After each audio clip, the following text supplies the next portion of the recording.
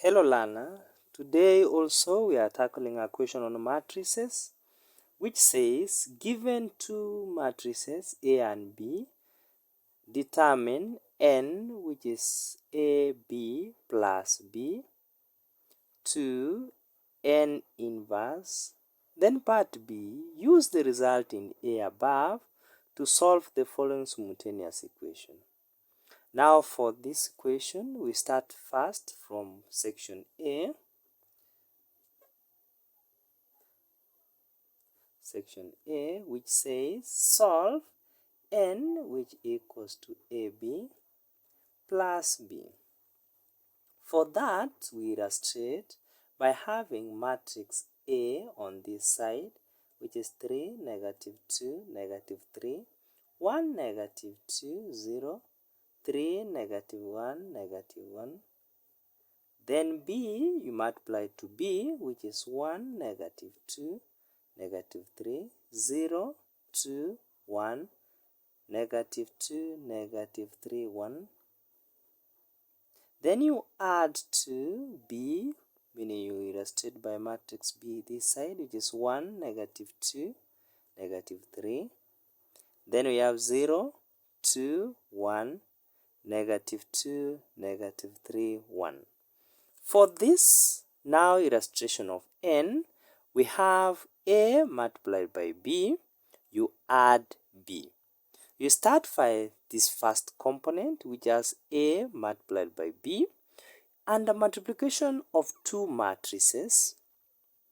We said that the corresponding element of this law multiplies the element of this law multiplies the corresponding elements of the first column.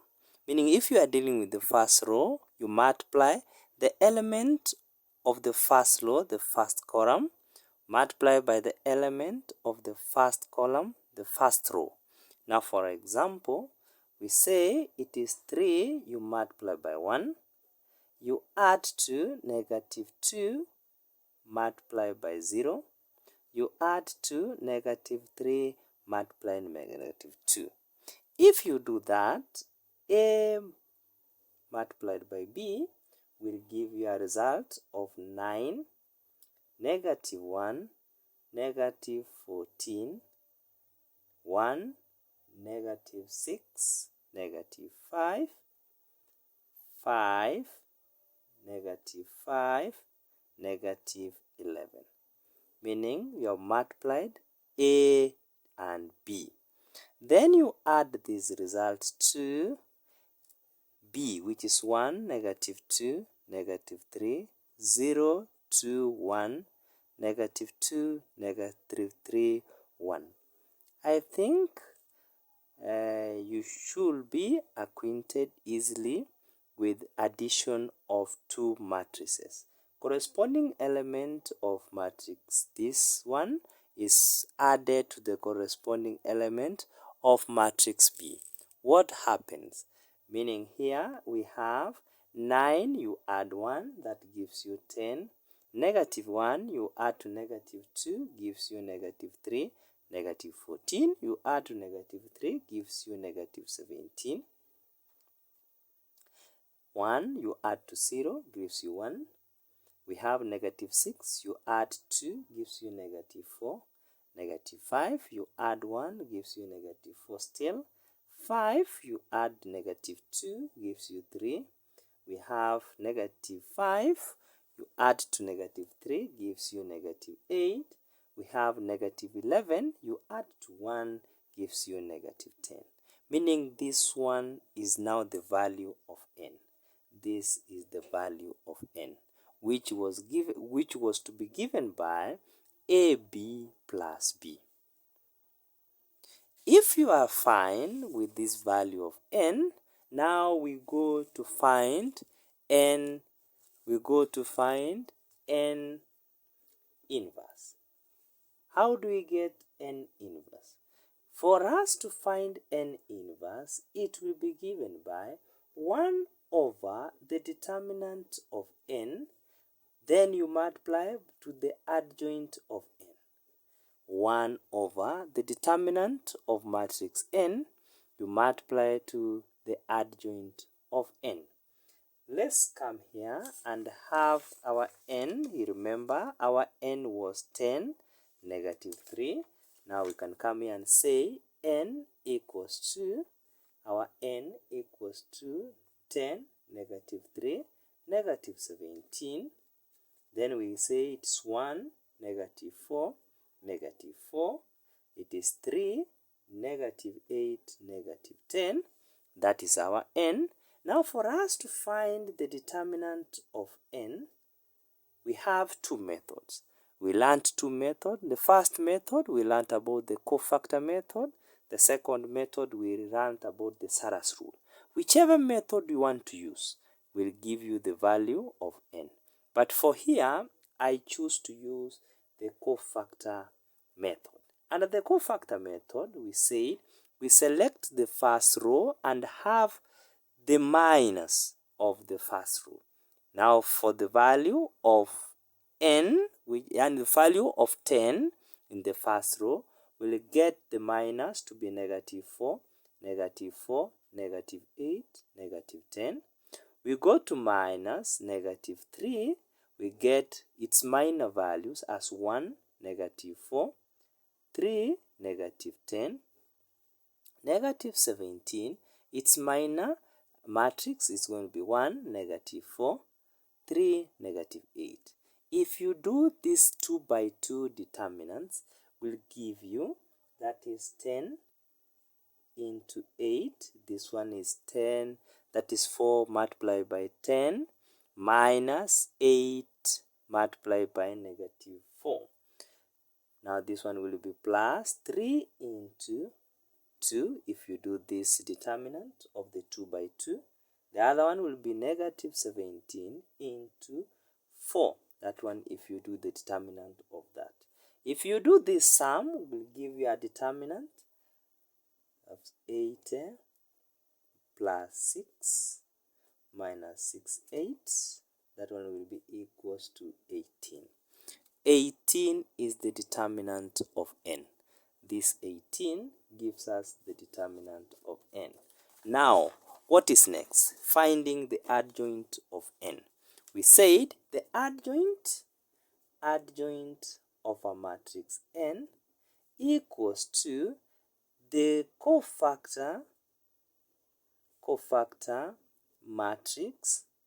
After you find the cofactor matrix, you transpose that cofactor matrix. We give you the adjoint of n. Now let's find the cofactor matrix. Cofactor matrix is a matrix of cofactors, meaning each element, as we learned, has its what? It is cofactor. Now finding the cofactor of the element 10 is equals to 40 minus 32, which equals to 8. Then we go to another one, negative 3, element negative 3. We are going each row, we are going along the row. It is negative 10 plus 12 will give you a cofactor 2. Negative 17 equals to negative 8 plus 12, which will give you the cofactor 4. If you find this is for the first row, let's move to the second row. Second row, 1. Now for 1, I think you remember, 1, the cofactor will be equals to 30 minus 136. This is equals to negative 106. Then we have negative 4 equals to negative 100 plus 51, which equals to negative 49. Then we have negative 4 again, element negative 4 again. Its cofactor will be negative 8 plus 9, which is equals to negative 71. Then the last row, which is 3, element 3. Element 3 will be equals to 12 minus 68, which is equals to negative 56. Number 2, we have element negative 8, which is given by negative 40 plus 17, which equals negative 23. Then we have negative 10, which is cofactor is negative 40 plus 3, which is equals to negative 37. When you look at this, now we are done with the cofactor. Very important. We are done with the cofactors. What we need to bring in is the position signs of a matrix. For 10, the position sign of that matrix will be plus, this one will be negative, this one will be plus, this one will be negative, this one will be plus, this one will be negative, this one will be plus, negative, plus. I think we learned the position signs. The position signs are like now these ones. They are given by these ones. They are given this way. This is a 3 by 3 position signs. Now these position signs are the one which are multiplied to the cofactors to give you a cofactor matrix elements. It gives you the cofactor matrix elements. Now from here, after you multiply the position sign and the cofactor, it will give you the cofactor matrix. Now this one will be 8, negative 2, we have 4, then we have 106, we go to negative 49, we go to 71, we go to negative 56, we go to 23, we go to negative 37. Now, if you do a transpose of this cofactor matrix, we shall get what we call the adjoint of this matrix. Now, the adjoint of this matrix is given by adjoint of n is given by interchange the rows into columns. Automatically the columns will be the rows. Meaning here will be 106, negative 49, 71, negative 56, 23, negative 37. Now, if you have gotten the adjoint here, we said up here that the n inverse is given by 1 over the determinant of n, the adjoint of n. Meaning our n inverse will be given by 1 over the determinant, which is equals to 18. Then you multiply 2, 8, 106, negative 56, negative 2, negative 49, 23, 4, 71, negative 37.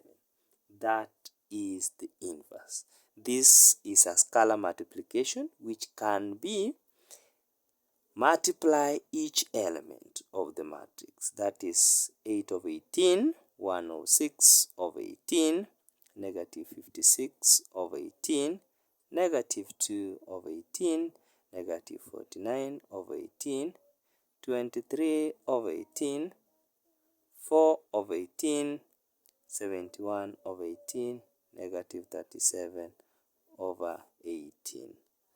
That one gives you, that one will give you. After finding that, the question further said, use the result in A above to solve the simultaneous equation. Use the result of A above to solve the simultaneous equation. From whatever we have found out, we are now to solve the simultaneous equations. Now that is our simultaneous equation as given below.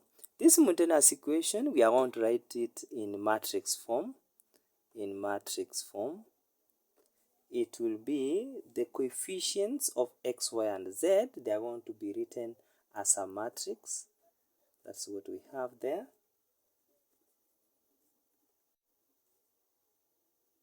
Negative 8, negative 10. Then we shall have here x, y, and z. Then we shall have here the results of 28, 6, negative 16. This matrix form of the simultaneous equation must be written correctly for you to find the correct answer. For whatever you have here, this is given as A, this is usually written as X, this is given as B. For us to find the values of X, Y, Z, Like now, if you want to find x, it's going to be A inverse of B, which means for this case, this value of A, or this matrix A, we want to find its inverse, then we multiply to the result of B. But from whatever we have, we see that A, from whatever we have, I think we can refer from whatever we had. This is what we call n.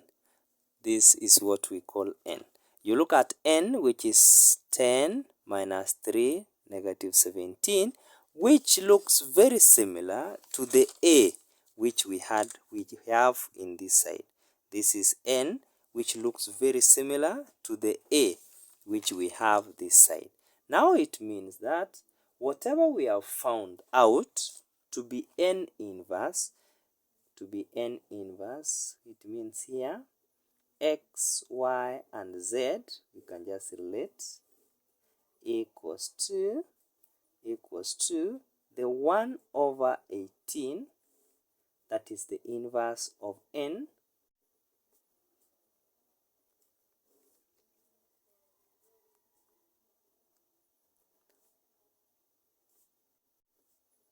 that is the inverse of n.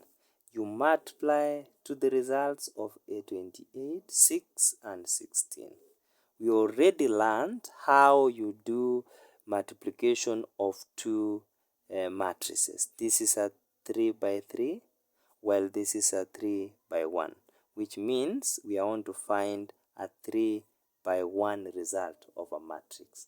For that case, we want to have x, y, and z is going to be equals to 1 over 18. If we multiply these two matrices, they will give us, this is 8 by 28. We already remember that we multiply this first row and the first column. Now for this matrix is a 3 by 1, it means it has one column. Now what it means, we are just going to multiply this row with that column. It's going to give us 8 by 28, that's 224, plus 106 by 6, it's going to be 636, minus plus 56 to 16, that is going to be 896. The next bit, we are going to multiply this negative 2 by 28, that is negative 56. We have negative 49 by 6, that is negative 294. Then we have 23 by 16, that is plus 368. The last row with that column, it gives us 4 by 28, that is 112, and 112, plus 71 by 6, that is 426. Then we have 37 by 16, that is negative 592. Now, if you do the additions, if you do this addition, then you multiply by 1 over 18, the x value will give you, that is negative 2. The y value is going to give you, add that is 18, meaning it's going to be 1. The z value is going to be, this is 112 plus 426 minus that one, that is it's going to give us negative 3, meaning these are the values of unknown x, y, and z. If you have any query, you can highlight at the comment section. Thank you.